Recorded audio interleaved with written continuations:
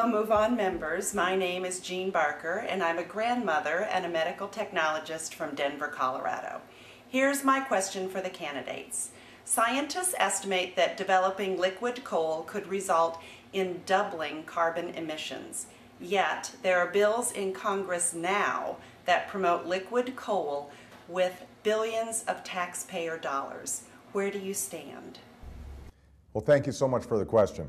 Look, coal is going to be part of our energy mix for some time to come, not just here in the United States, but in China and India as they are continually expanding development.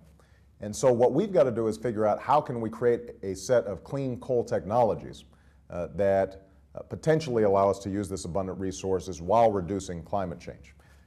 Now, that is going to involve sequestering the carbons that are emitted when it comes to coal-burning power plants.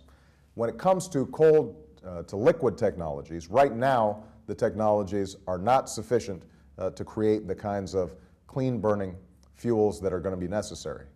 What I am supportive of is research to see if we can convert coal to liquid, where during the entire life cycle it actually emits less carbon than existing gasoline, so that it can replace some of the gasoline and petroleum fuels that we are using and importing from other countries.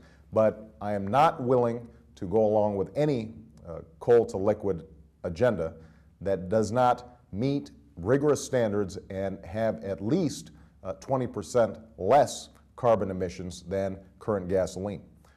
That, I think, has to be an important standard. That's the only way that we can reconcile putting money into research around clean coal technology with the imperatives of climate change. So just to repeat, I am supportive of us doing basic research to see if we can convert coal to liquid fuels, only if it is resulting in, during the course of the life cycle, a 20% or more reduction in carbons, so that it's consistent with our overall goal of making sure that we reduce greenhouse gases by 80% by 2050, and that it meets my national low carbon fuel standard, where we have lower carbon emissions from the fuels that we actually use in our cars.